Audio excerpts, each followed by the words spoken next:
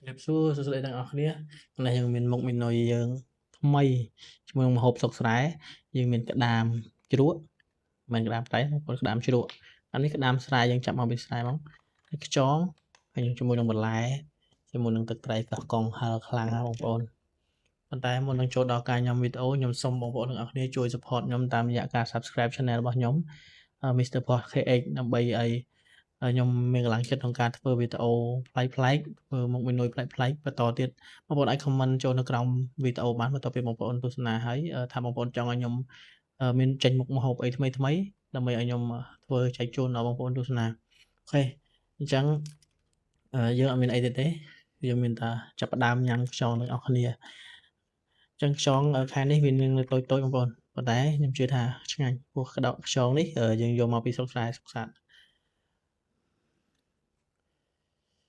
យើងស្គមបងប្អូន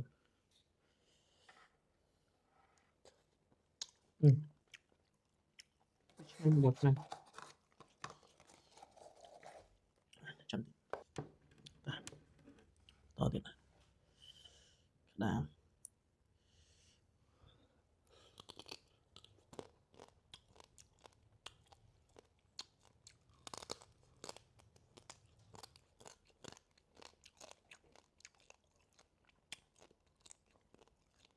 ដូចជាល្អ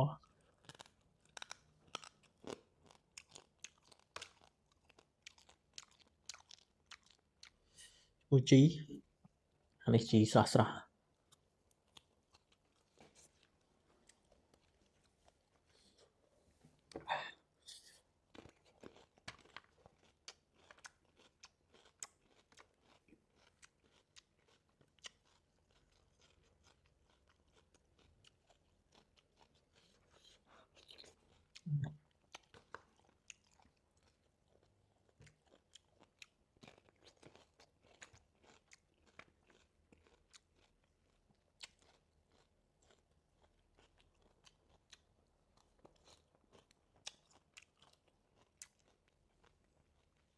បង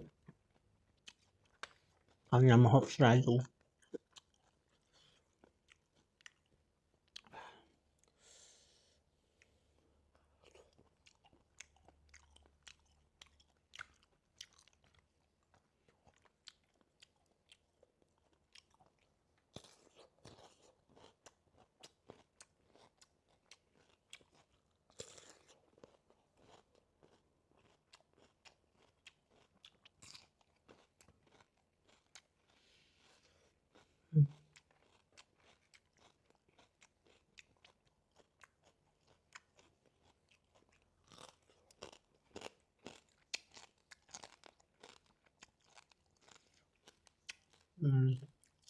មែនទេ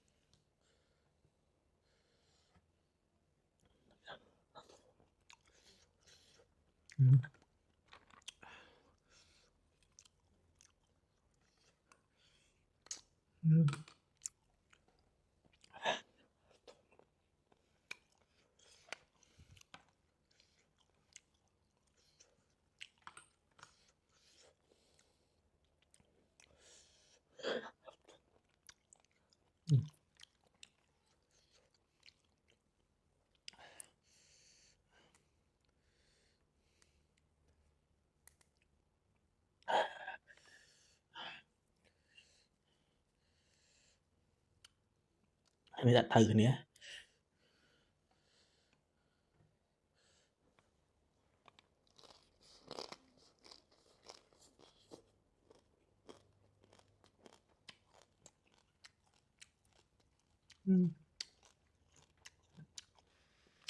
បាក់ចានចិត្តស្រួលបង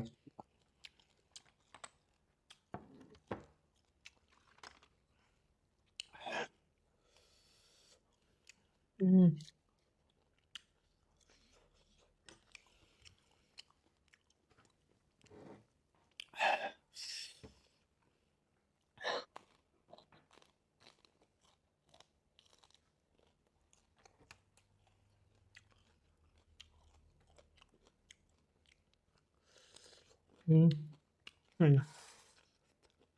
Ờ. Để xem.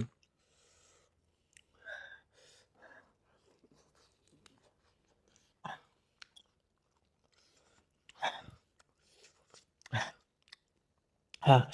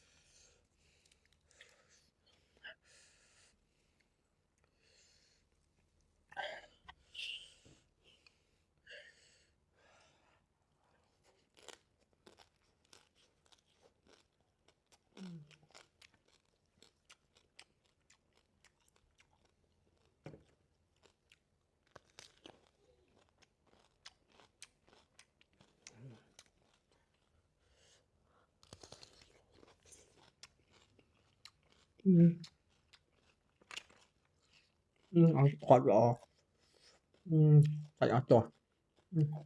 Ăn máu.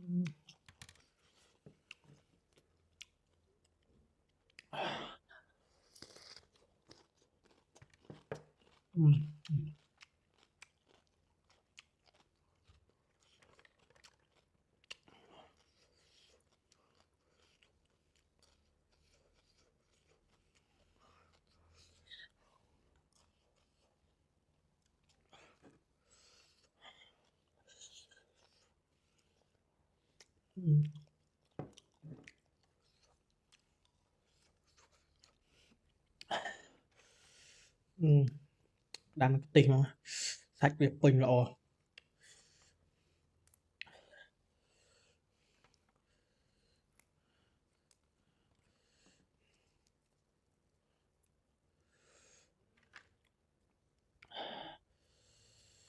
Anh này cái đám chưa đủ bọn mình cái đám cái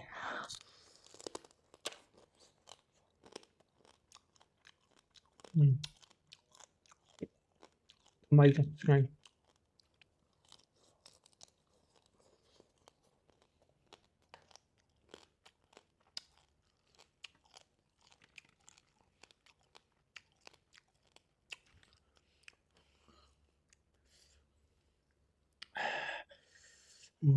Màu tức ong.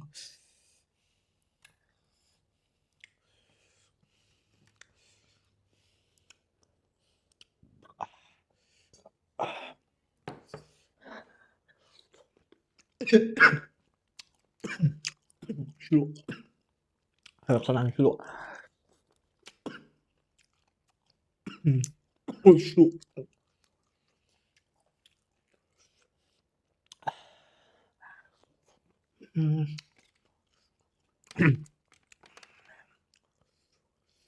Anh em bốn.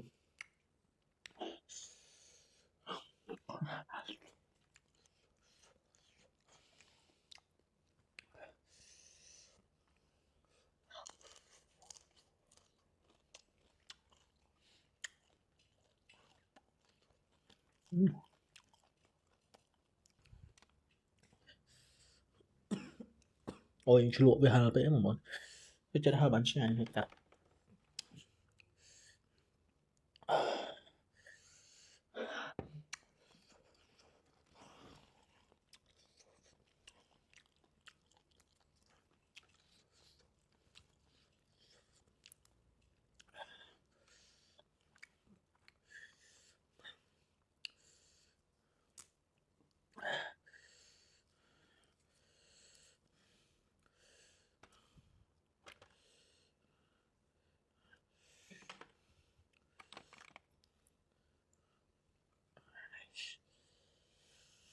Lại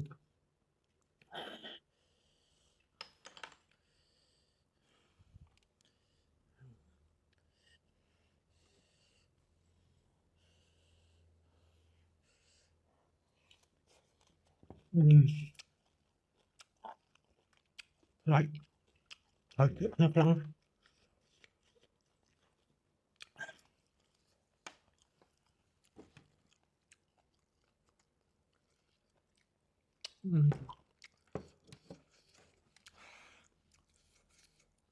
Hả?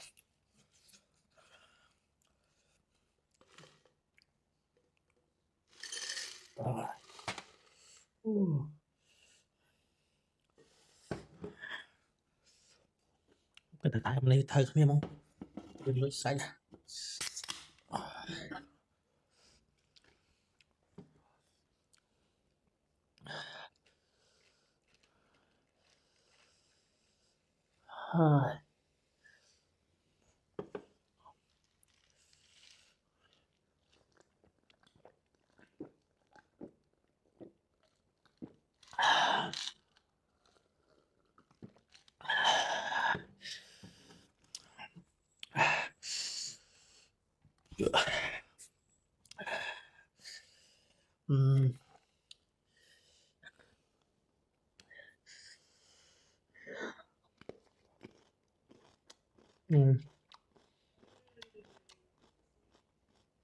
Dạ bông bọn tôi cứ đóng xong rồi bạ rồi tôi hỏi mình chuyện.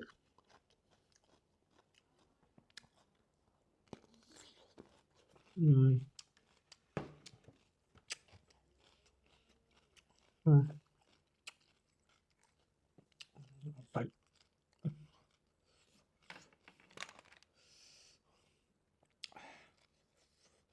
Đấy rồi. Mình có muốn này.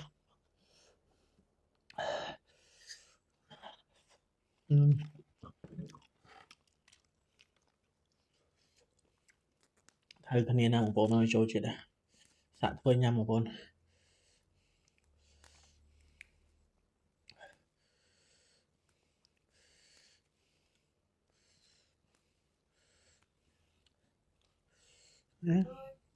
Này chi á. Cái đám. Chi này thì mua cái đám mới trời cái này lọ. Cái đám này lấy srah thầm mày. Đấy. Anh ấy tiếp tục dân vô liềm nhằm liềm anh chịu á. Chịu lộ về đấy má.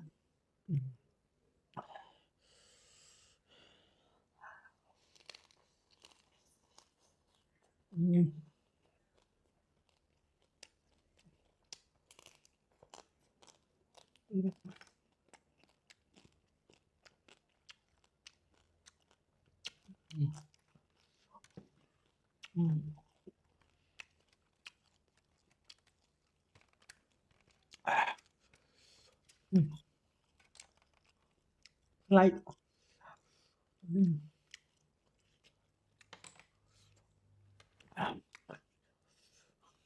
Trong chặt.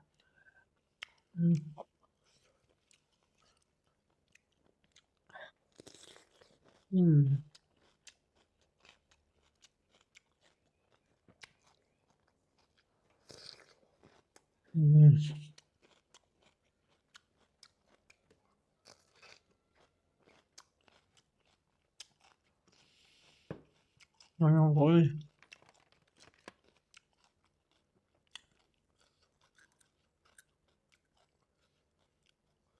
Sorry.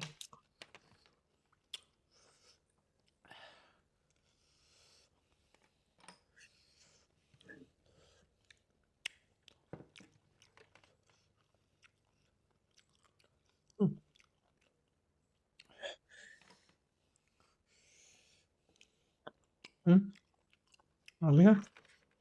Dạ. Không thông á. Mình tặc quên rồi nè.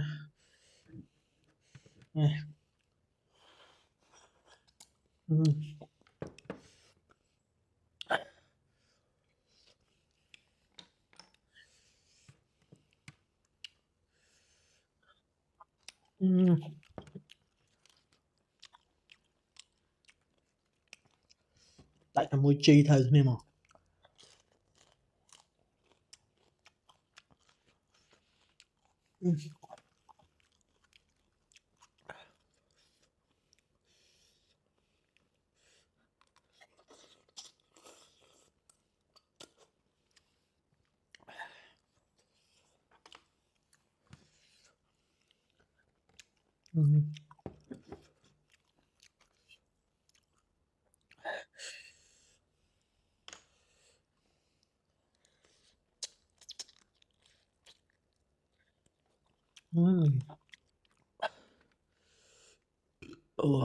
hợp hợp một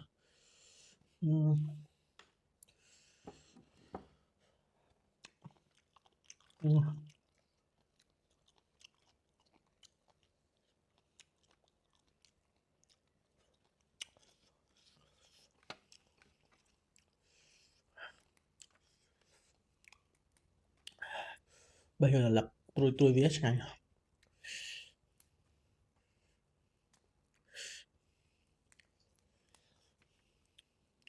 srahល្អcái này srah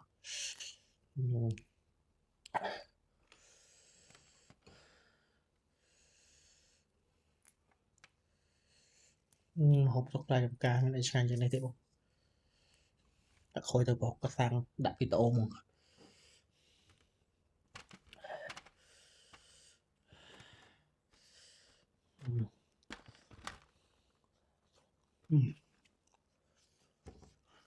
Đấy.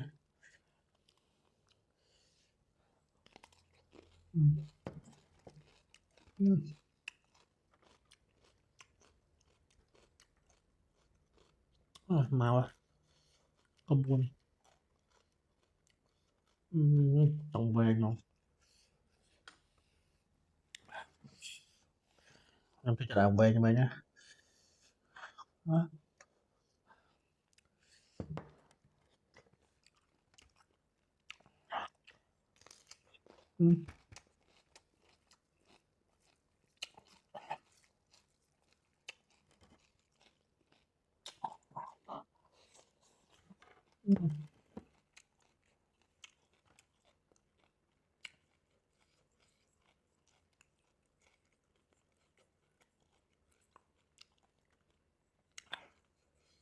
Nó lập các bạn đổi lập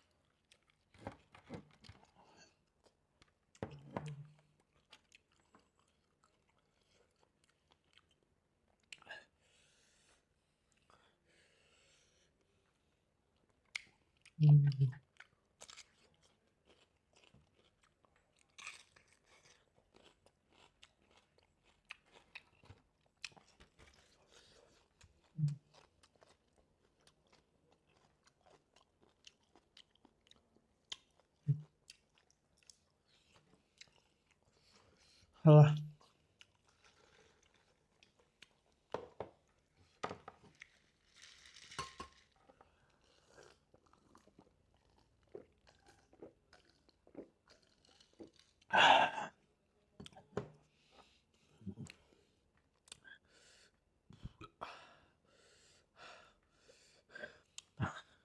đây chúng ta tự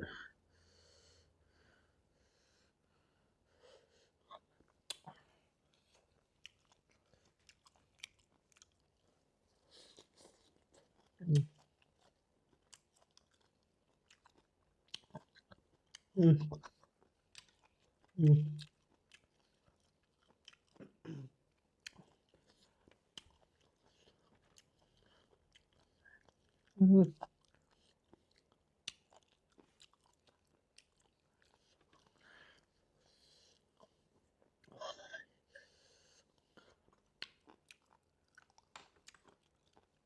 công nhận cốt vision bấy không bọn cốt vía biết đầy ăn vía chẳng dừng nhằm cốt bây giờ cho chất nhằm tịch chứ bây giờ nhằm